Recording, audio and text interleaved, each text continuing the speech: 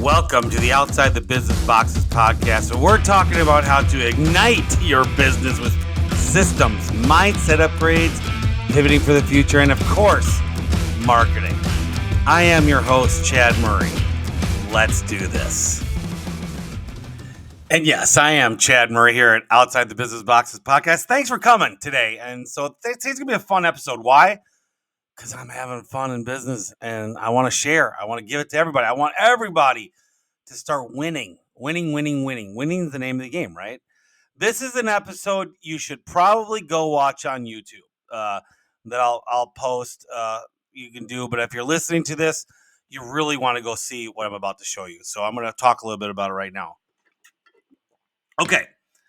Everybody has tools for sales. Everybody has tools for presentations, inspections. You know, everybody has their whatever they do and how they train people to sell or present or whatever you want to call it. You all sell. I mean, I'm not going to get into the debate of sales, but how you present the customer's findings and the pricing. So how you do that.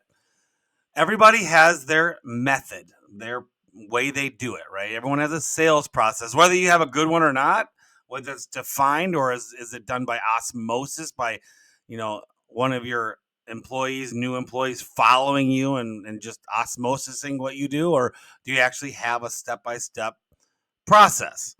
And do you have a way to prove they're doing it? Do you know, all the guys' numbers? But anyway, today's episode is about sales presentation.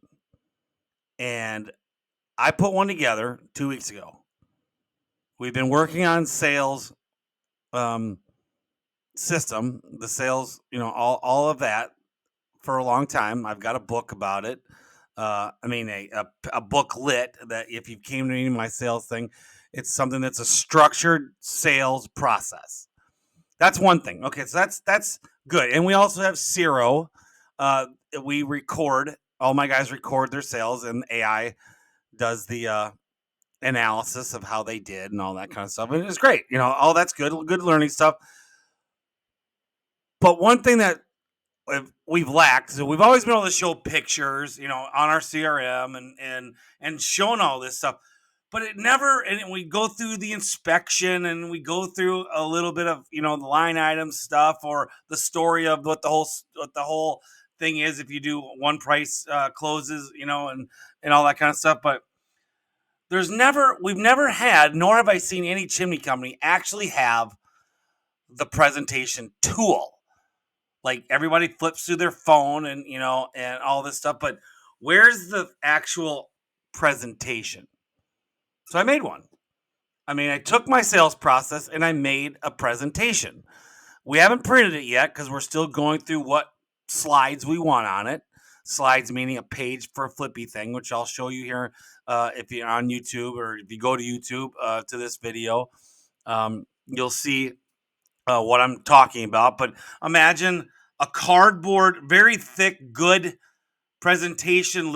Take a normal sheet of paper that they made in a cardboard, or a good stock paper, I should say, not cardboard. It's not cardboard. It's good stock paper that's thick. And then they put the binding ringlet thing on it, and then you can start flipping through it. And you have your sales process presentation all in there. So if your guys take that and they go put that on the table and they just go through it. It's not the Wild West. You're not trying to memorize anything. You take your sales process, you put it in a presentation, and they do it. I'll tell you, if you know me, April sucks for us. May sucks for us. March sucks for us. So 3 weeks ago, we started on the sales presentation, and I debuted it 8 days ago. So 8 working days ago. So we're into our second and a half week, or third. We're starting our third week, really the middle of the second week, but we had a full week last week using it. So 2 weeks ago, we started it. It was used completely last week, and then this week we're continuing to use it. So the week before, sales sucked. We just started using it on Thursday, and people are still trying to figure out how to Google Slides, use it on their tablet, the guys out in the field. And we had a shitty week. We did $40,000. Real but we expected it in March. That's kind of what happened at our business. The Texas chimney, just we didn't really expect a lot. We did 40, which was not what we wanted, but that's what par for the course of the last 28 years we've been in business. We're in our 29th year now, so par for the course, right? I don't like par. I like birdies. I like eagles. I don't like par. Par's okay, but I'm sick of parring or bogeying or triple bogeying, and really, April and May are triple bogeys for us, and I hate that. I want to start birdieing, and I want to start getting some home runs. I want some hole in ones too. I want some albatrosses in golf analogies here. So I started working on a couple things before I started the sales presentation. I had to speed up how I'm going to train new guys. And I don't care what the industry thinks. I have my way of doing stuff, and I've gone away from that, trying to super overeducate my guys to make sure they're all ready in the field, sending them out 3 months after they've been, which in the industry, thinks that's even too soon. Well, guess what? I'm doing it way faster. I'm teaching people about the masonry chimney, because that's mainly what we deal with in here in Dallas and Houston. I'm teaching them how to inspect it and how to sell all the repairs, how to sell remodels, and I've taught them my sales process. I've spent intensive time with these people for days upon days, weeks at a time, in a 2-week short training process to get them out. Every time they do a job, they go estimate it. They do the inspection form. They got to call a CSIA manager, a certified manager that we have in stock. These people are going to be getting certified, but they're not yet. My new guys. And my old guys too. By the way, we upgraded my old guys too. Got rid of a couple guys. We got some new guys out, and we got a couple old guys are all on board to rehashing and redoing the way we do stuff. So everybody's on board on how we're doing it. And so what happened? Well, we're training them intensively. We put them on the field. When they go to inspection, guess what they got to do? They got to call a CSIA manager, certified manager. They look over everything, ask questions. Did you do this? Did you find this? You're missing this. The whole thing. Now, they've been trained on how to talk chimney already. They've been the guys out in the field. They've been trained how to identify. They've been trained how to look for clearance to combustibles. They've been trained how to do all this. It does not take a year to 6 months to do this. Fast track, put him on the field. Now, here's the kicker, boys and girls. I didn't just go find anybody and put him in a truck. I went and found guys that are in construction sales, high ticket sales. I've hired 3 of them now. They're in sales. They're kicking ass. Took the sales presentation, made it streamlined for them how to talk to the client when they show up, sit down, ask the right questions, do the camera inspection, get out, do the outside, and then the whole presentation, they flip through it. And then their personality, who's not afraid to ask for high tickets, boom. Last week, first week, full week doing it, master services. And I'm not telling you to brag. I'm telling you because I want you to understand what I'm doing. And if you don't like it, fine. If you do like it, you can start implementing some of what I'm talking about. $133,000 in May or in April. Last year, we only did $200,000 in April, the full month. 133 last week. Now, fast forward. Was that a fluke? Well, I don't know. We did $24,000 yesterday in sales. And today we've already got, I don't even know. Let me just take a looky see. What do we got up today so far? So today for sales, we got $12,600. Woohoo! And it's only noon as I record this on Tuesday.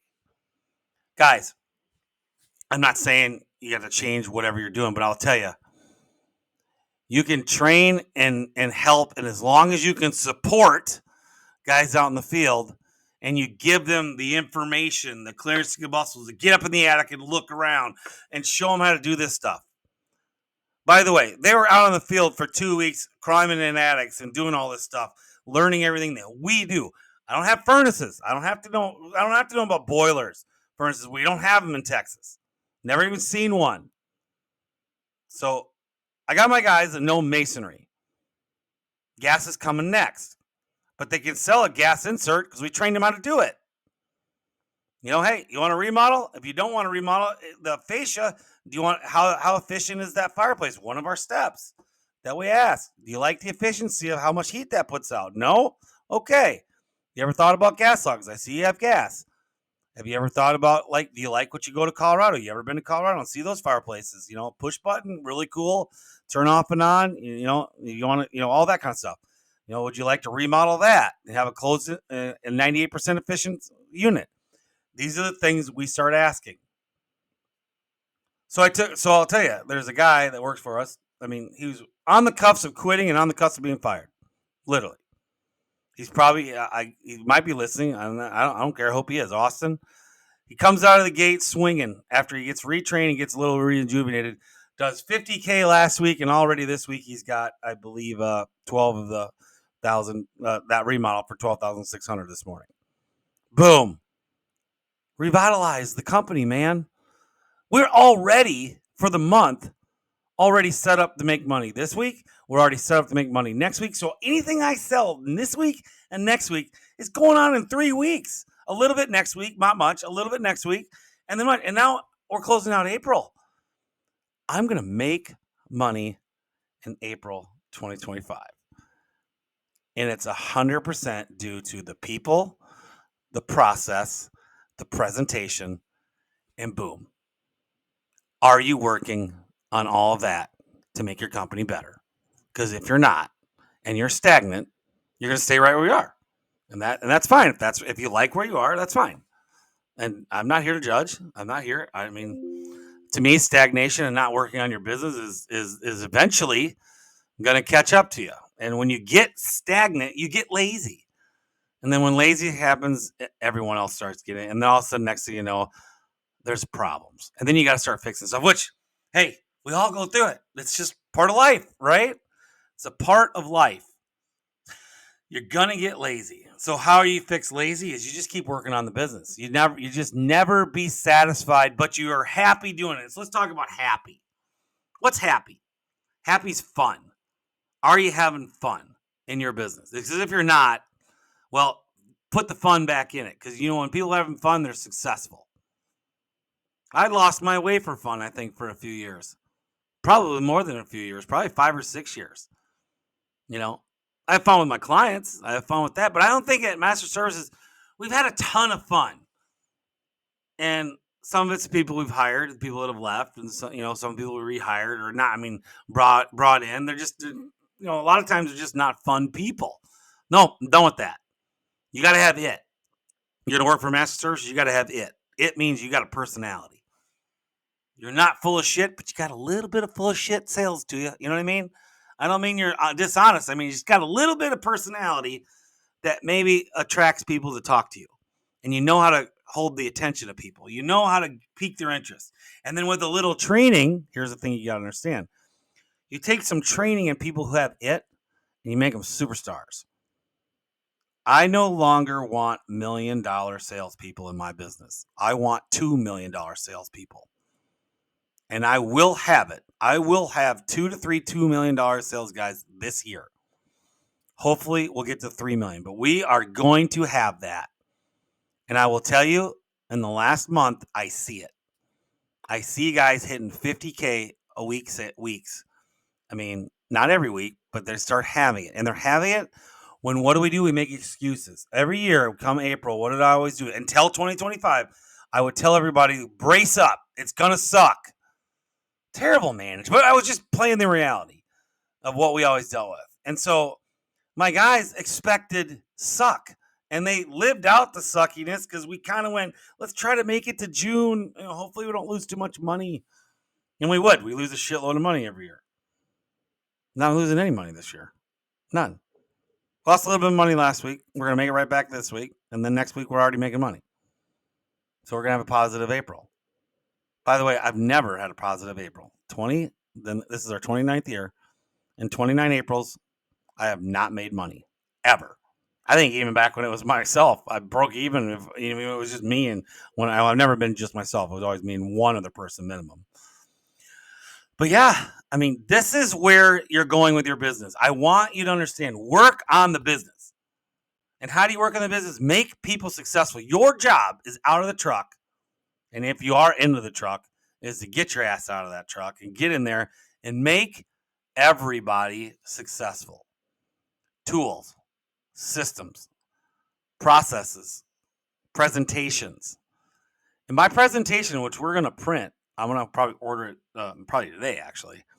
And it's going to be a living document. They're going to have it on their phone, which it'll still change. We'll add stuff. It'll have all the I'll be changing it all the time, adding different pages, deleting pages, adding new fireplaces, adding new processes that we might want to talk about when we're presenting. This is like version 1. I'm the guy that I'll have there'll never be an ending version. We'll be at 1,700 version when I die. Well, maybe more. I don't want to talk about death. We're going to talk about joy and happiness here, right? And joy and happiness is success. And so I'll tell you, I have to tell you, because I don't have anybody on the podcast interview, which, by the way, I'm going to start having more people on the podcast. It's been a long time since I've had a guest.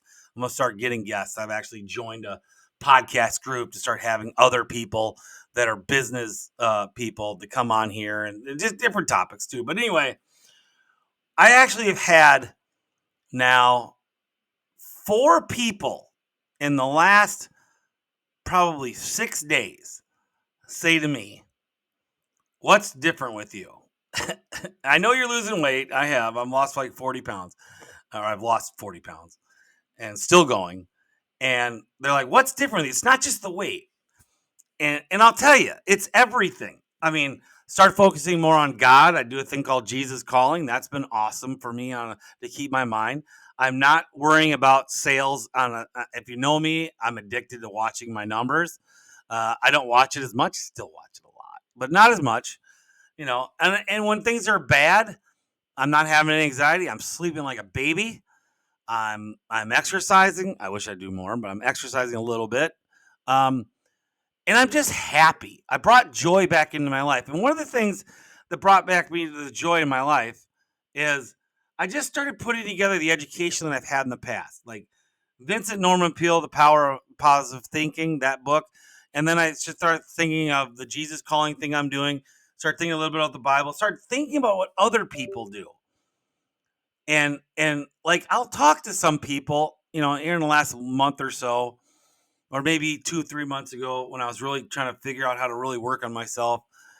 And I would talk to people and they would tell me like something bad happened in their business. And they weren't like freaking out. I mean, they were concerned, but they were just kind of like, we'll get it fixed. I wasn't like that before. It was like I'd go into shit mode and freak out and gotta fix it now. And I'm a gotta do it now type of person, which is a good thing, I think. But at times when it comes to some things, it's detrimental. So I would do it. And I just started watching these other people like just had something really bad happen to them. And they're like, well, I'll get it fixed. I'll move on. And it's like they still go to their kids' thing that night, and they maybe they're thinking about it, maybe they're not, but they work through it. They do great. So I'm thinking about all this stuff I've done in my life, and it always turns out well. Even when something bad happens, it always turns out into my benefit. And so I just started really letting it fall on to God and fall on my trust, fall on the trust of my people. Make sure I'm running the business by the numbers, and if the numbers start going bad, we make changes. Like we're changing some of the sales staff, and it's working. It's worked. And so I'm there. So people have said they notice the difference, and I'll tell you why. I'm really enjoying my life. I'm enjoying my business. I'm enjoying my podcast. I'm enjoying my coaching. I'm enjoying building my new cabin, my barndominium hotel. I'm enjoying. I love my wife. I love my children, my grandkids, and you got to look back, and sometimes you just got to smile, and you got to appreciate your life, because when you do, it's going to start being effective to everybody else. So I've told this story before. I'm going to tell it again. back when I used to restaurant manage, right before I started this up, in between the Army and the Marine Corps, I was a restaurant manager, and my boss used to come in with a frowny face all the time. He was just thinking. Well, I kind of picked up that habit. I don't know why. Take a drink. So anyway, one day, this is years ago, my mom, like I had to pass my mom who worked for us, who's now retired, worked for us, and I had to pass her desk every day. Now it's my mom. I love my mom. I'm a mama's boy. And pass my mom every day, and I always had what I guess was like bitch face. And one day I came in and I didn't have bitch face. I was just in like, what am I doing today? What do we got to accomplish? I was in work mode, and work mode gave me a shitty face, frowny face, right? So one day my mom just comes storming in right behind me as I'm in my office. And she kind of, in mom way, slams the door, which wasn't like, cartoon slam or anything, just closes the door. In my eyes, she slammed it, but she didn't. And she goes, "What's wrong with you?" I'm, I'm like, what? What's wrong with me? There's nothing wrong with me. She goes, "Why do you come in every day with a bad attitude? And like, you're always pissed off." I go, "I'm not, Mom, I'm not pissed off at all. What are you talking about?" Because you just come in with a mean face every single day. I said, "Mom, I'm not, you know me, I'm not in a bad mood." She says, "Well, you look like it every day. You never say good morning. Or if you do, it's kind of like that." I'm like, "Well, okay, I'll change that." So the next day, I literally put a little sticky note on my dashboard of my truck. Smile when you walk in. Smile or something. It was a little note. I don't remember exactly. I think it said smile when walking, something like that. And I put it on my dashboard, on my radio. That's the only thing that it would stick to. So it stuck there. So the next day I come to work, take my keys out. I looked at the thing and I said, "Okay." And I actively smiled. And I had probably about a 50 step walk to around the corner from my park to walk into the office. And I did. And I smiled. And she smiled back. And it was a smirky smile at the time because, I was smiling. And then I made it a point to walk around the entire call center, which at the time I think we had 4 or 5 girls, and went out to the shop where everybody was getting their trucks ready in the sheet metal shop, and I'm smiling and I'm just saying hi to everybody. I'm not, "Can I help you? Is there anything I can do?" And blah blah. And getting started the day like that. Well, I kept doing that, and about it wasn't even 2 weeks in, uh, someone come up to me, or when I was doing it, come to me and said, "What's changed with you? What's different?" I said, "There's nothing different. I made it a system of being more positive." And I'll tell you, I still do that. If you ever watch me walk into a building, seriously, you're going to see where I have this little glitch. I walk into a building, I smile. And I want to portray that, I'm a happy person, and I am. So if you're not doing that in your business, remember how you set the tone every day could really literally be setting the culture and all that kind of stuff. So that's definitely what you should do. So I'm going to pause. And of course, you're not going to see this pause. I'm going to stop the video here, and I'm going to bring on my sales presentation that I made, and you'll be able to see it. Okay, boom. If you're on YouTube, you can now see me and you see the slides. All right, so I got to come over here to the slides. Okay, so here we are.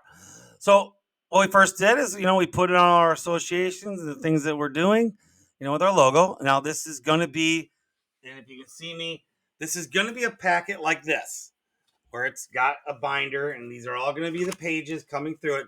This right here is our sales process right here. So I took the sales process and essentially put it into a presentation. So here we are. So you come up, we do, when we go to ask to sit down, this doesn't matter if it's an outside estimate or anything. We're trying to get in the house, got to size the chimney cap, is what we're telling people. We got to look at the fireplace. And then here's our discovery questions, these are the ones that we want them to ask, and then we have a few other different ones that we ask as well, but we didn't want to make it all wordy. So these are our main discovery questions we want to ask. And so number one, please explain to me why you made the appointment. And at that point, we've trained them to say, like I said, well, the chimney, we last used it and it smoked at the end of the year, so we want to get it checked out now. Great. We've been fixing smoky chimneys for years. We got the right people here. This is what we do. And so, or, hey, we just fixed another chimney just a couple miles away. It's, and you tell the story, but you're putting the ease to the customer's mind and establishing your professionalism and that you're the right people that they hired. Okay. How long you lived here? Is your forever home? When was the fireplace and chimney last serviced? How often do you use the fireplace? Other than why you called, is there anything else that you're aware of that needs attention? Does your fireplace put out enough heat? If not, did you know that we fireplace remodel? And I just kind of go through here. We show some ones that we've done, and we have a conversation right now. We kind of put the book down. We talk them a little bit, and if we get to where they're not really interested in the fireplace remodel, just whatever they call us about, we say, well, also, can we look at your dryer vent? I got onto the guys actually this morning in the sales meeting this morning about the why haven't we sold any dryer vents this last week or last 2 weeks? And so let's just start selling dryer vents. And so if you want to get this stuff done, if we find anything wrong, how fast do you want to get it corrected? That's a question we ask. And then here's the next one. You've heard us say 5-star experience, several times now. So when me or my guys are working here and then we're not giving you a 5-star experience, please let me know immediately so we can get right back on track. So now I'm setting up for what? Well, I'm putting them at ease. You'll actually see the client shoulders come down and their guards come down. And so the next thing is we talk about, hey, listen, we've got CSI certified managers that are all looking at everything. And our current goal right now is to make sure that all the current codes and standards are operated correctly to exhaust the hazardous gases of excessive heat out your chimney exclusively. So we use the NFP 211 because we want you to be able to sleep at night. We sleep well at night. And I have a little parenthesis here where we did this morning, apples. I want to talk about apples and oranges. What does apple and oranges mean? Well, when you go to hire get anyone else's bid, you want to make sure that they have the training. We have a couple different tools or places you can get training from, CSIA, NFP, or excuse me, NCSG or FIRE or even NFI. All of these are people that you want that have these trainings. That you want to make sure these are the people you're hiring. Why? Because they've educated themselves on the codes and standards, and they've proven that they know it. Now, with that said, if you have new guys coming out quickly that haven't been certified, where you're selling everybody that every bid, and you can talk to them if you like, is looking at a CSI manager, the certified manager, and that's the facts. CSI certified professional that happens to be one of our managers, and that is true in our company. That even older guys working every bid, every estimate goes through one of my CSIA managers, certified managers, to look and see if it is correct. So we want to show you our camera because what we're looking for is missing cracks or cracks, no lining, or joints that are missing, being sealed and stuff like that. This is our really awesome camera system that we use, blah, blah, blah. And then, we want to invite you to see it now, be part of the presentation, or I can go up on the roof, do that work first, and then come down. Which time fits you better? So I noticed we didn't talk about that. We're asking them when, not to be part of it. So then they go do their stuff. So when they come back down, we're going to talk about the parging, right? Because more than likely, in Texas, almost every chimney and fireplace does not have parging in it. So we talk about that and how we do it. Then we show them. This is terrible pictures. I got to get better pictures of one of our one we recently did. I found.